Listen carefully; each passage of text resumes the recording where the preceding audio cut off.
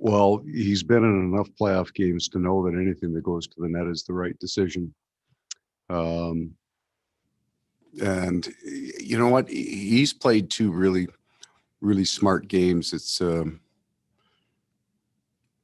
some of his positioning in zone is just veteran, right? Like he knows how to change his body angle on so many plays just to get to the right place. And he kind of does it on that goal, right? He'll sit, he sat on the wall for just a bit to open up a lane to the inside, almost bait a little bit, and then the shot to the net. So he's been great for us. We'll go next to Sean Reynolds from Sportsnet. Go ahead, Sean. Thanks, Gregor. Hey, Paul. If I had gone back before game one and told you your team would be able to keep Connor McDavid and Leon Draisaitl off the board for the first two games, what would you have said? That would be the hope, right? And probably not overly realistic. There's a cost to it too, right? We're not generating a tremendous amount of offense in the game, but that's the price that has to be paid to be on the right side for the most time. And if you're not, to make sure the puck stays on the outside. So we've had to give a little up here to give ourselves a chance to keep, those guys are so dangerous, so elite. And when we haven't, then Connor Hellebuck has been. We'll go next to Sarah Lesky from TSN. Go ahead, Sarah. Paul, when you spoke during that stretch at the end of the regular season, when the wins weren't happening for your team, about wanting to get the game right and needing to get it right to have success in the postseason, the type of play that you saw today from your group and your buy-in, is that what you were referring to, the type of game? Yeah, it was just an acceptance and maybe an awareness of what the game was going to look like 2 weeks from that point in time. Like we had, going into the start of that run, we've been a good team. We played well for regular season hockey, and we needed to get to a place in our game that was a little more sacrifice to the defensive side of the game and sacrifice some offense. So there's more, it's not easy. You get a lot of guys that are paid to generate offense. I mean, there's a pressure that comes with that. They want to produce, and you get to the playoffs, and it's really not about production, right? It's about everybody playing the exact same game, regardless of skill level, and giving yourself a chance to win it each night. So we kind of got through that. I thought there were two or three games. We're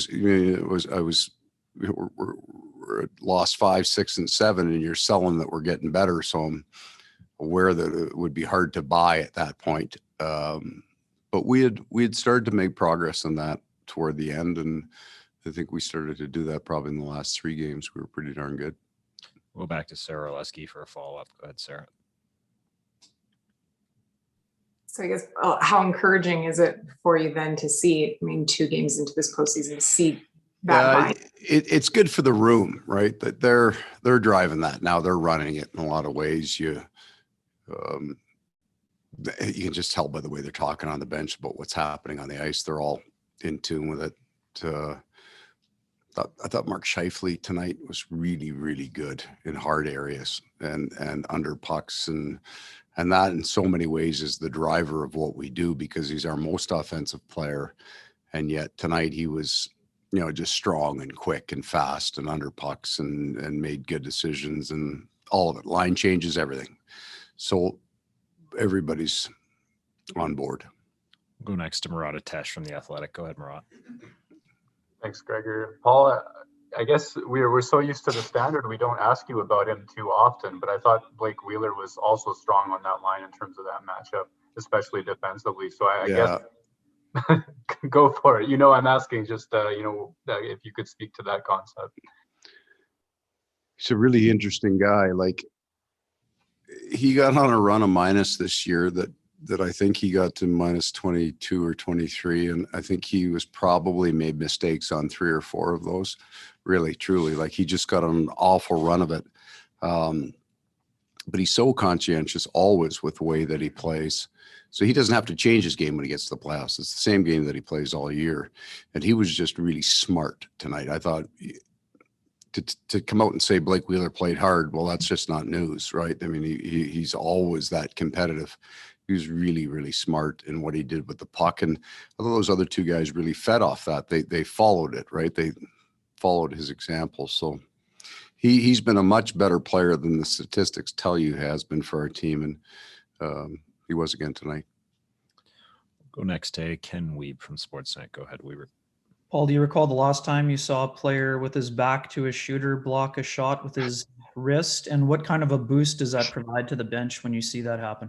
Well, I thought that was the emotional change in the game. We really liked our first. We got a little stretched out in the second. But the kills on those plays, and that was a big deal for our team. And kind of set the mood right going for the rest of the night. So he's a very popular guy in our room, plays a real smart, hard game.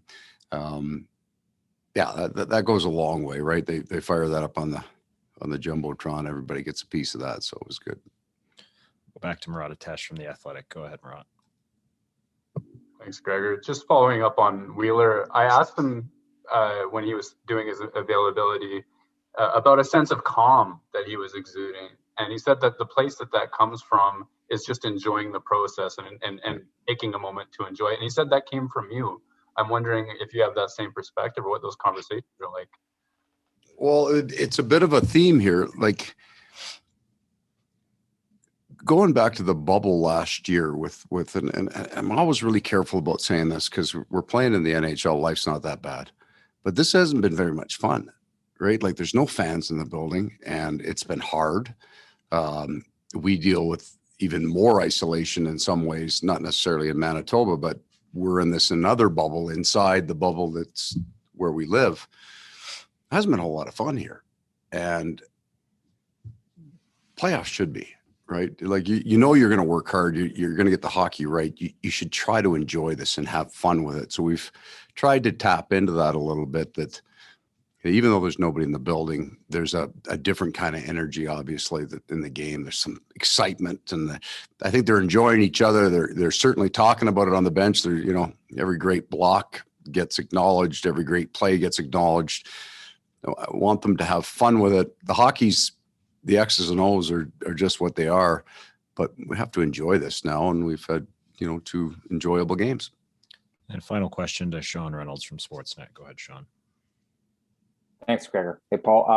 Murat had pointed that out with Blake, and I think he's right. You just take a look at both Connor Hellebuck and throw a guy like Paul Stastny in there, Blake Wheeler. All of them just seem to be handling this right. You know, I've heard you say it in the past, not too high, not too low. What are you seeing from this team in that regard, and where at this stage does it come from? Because I know you're being given credit for, you know, letting the guys know this opportunity exists, but is that already there in the room? Is that something you even have to touch anymore? No, it's a function of age, really. We're an older team than we were 3-4 years ago. And as you get older, or you get a player that hits 1,000 games, it puts a different perspective on where you're at. And playoffs have to be enjoyed. You have to come to the rink excited about the opportunity to succeed, to play your best, to enjoy your teammates.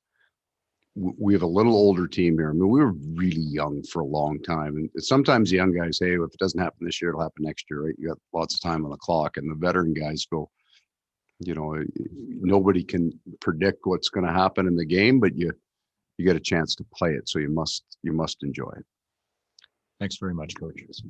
Thanks, everyone. We'll be back with you before we travel tomorrow, probably around 9 a.m. Mountain, 10 a.m. Central. Thank you.